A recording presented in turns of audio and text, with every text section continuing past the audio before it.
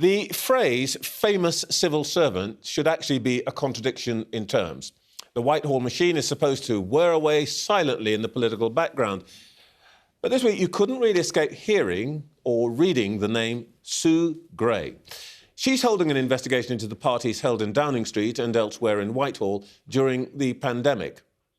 Conservative MPs and Number 10 plead with us to wait for the conclusions of her report, as if she can determine the future of Boris Johnson. But actually she can't. That is in his own hands and those of his party. But there are wider questions about civil servants and the culture in Whitehall. The FDA is the union representing senior civil servants in Whitehall and beyond, and its General Secretary, Dave Penman, joins me now. Good morning, Mr. Penman. Good morning, Trevor. Now, I don't mean to cause any offence here, but most people couldn't name a civil servant if they tried. But obviously you'd have to be living under a rock not to have heard Sue Gray's name. Do you think she's being set up to fail by Conservative MPs and Number 10? Because actually, her investigation can't possibly answer some of the questions I raised with Oliver Dowden, can it? No, it can't. I mean, ultimately, Sue has been tasked with finding facts, and that's what the civil service is good at.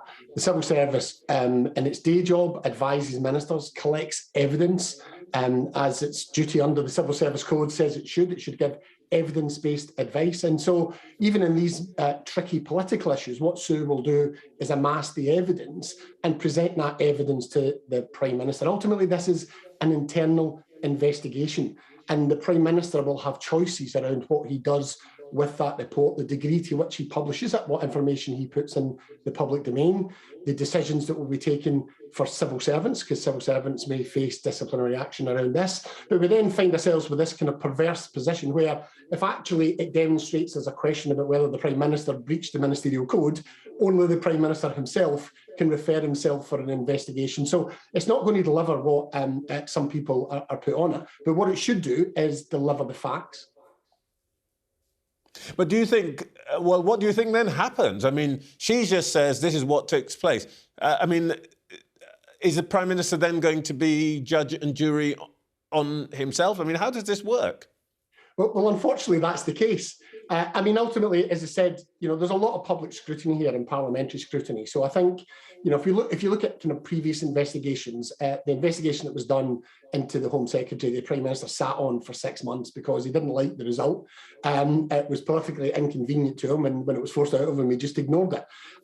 So ultimately, the Prime Minister is going to have to think about what the consequences of dealing with any inconvenient facts that come from this report and the degree to which he publishes all of it or a summary of it. But really, the problem with our current system is when it comes to the Prime Minister himself, he essentially has a veto of whether he's investigated. And I don't think that's good enough. You look at governments elsewhere in the country, in Scotland, they're just introducing a new system with independent investigations and independent adjudication. We really need a better system for dealing with not only the Prime Minister, but ministers when it comes to oversight of their conduct.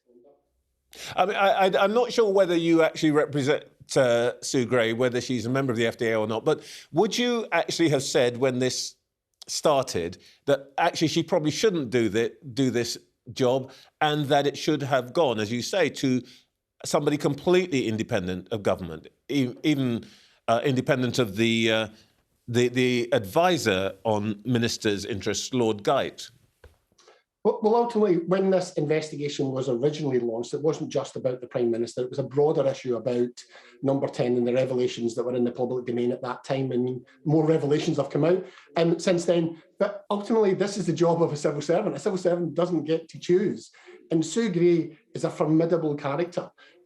She has been used to dealing with the most sensitive political issues. She was head of the proprietary and ethics team at the Cabinet Office. She's investigated ministers before and given Prime Ministers very difficult messages about those investigations. So there isn't anyone really in Whitehall better to do it than Sue Gray herself. But that's not really good enough for the public. The public need to understand that this is what the civil service does.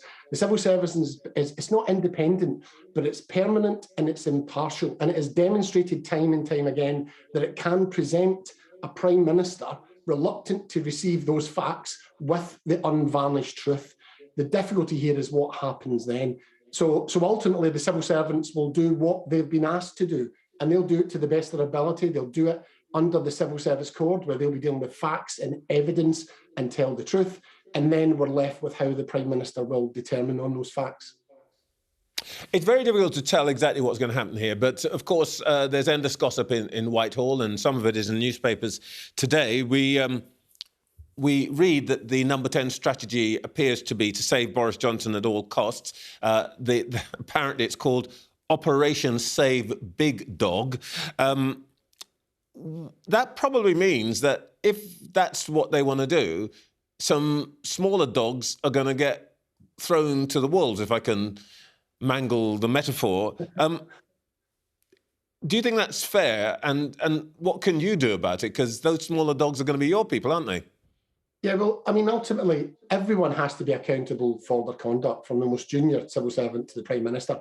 When we were all under those restrictions, everyone had personal choices to make all the time, whether it was at home or whether it was at work. And I don't think there's any hiding from that.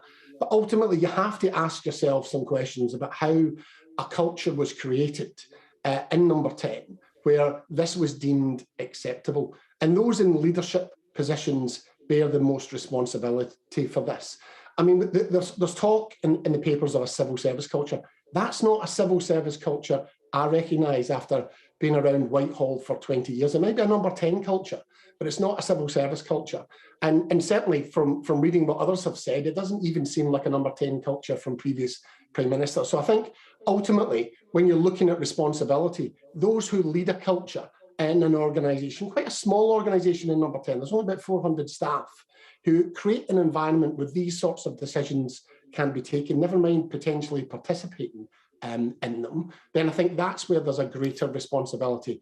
And Sue Gray will know this. Sue Gray has worked in and around government for decades. She knows how these sort of manifestations happen in cultures within management. And I'm sure she'll be alive to that fact as well when she's considering her recommendation. Okay.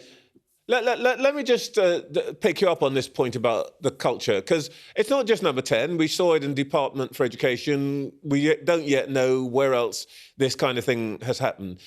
Can you put your hand on your heart and say that there isn't a culture of, 6 o'clock, we've had a hard day, let's get in a bottle of a cheeky Merlot across Westminster? I mean, this thing seems to be quite normalised and not entirely contained to Number 10.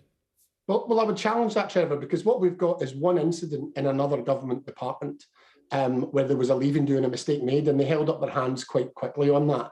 I mean, if you can imagine, I get calls several times a day from journalists trying to find dirt on what was happening elsewhere, and none of that's come out. Of course, I can't say what's happened in every government department, but my experience of 20 years around Whitehall would say this is not an environment and a culture that has got that sort of approach to it. Certainly not when you talk about in the middle of lockdown.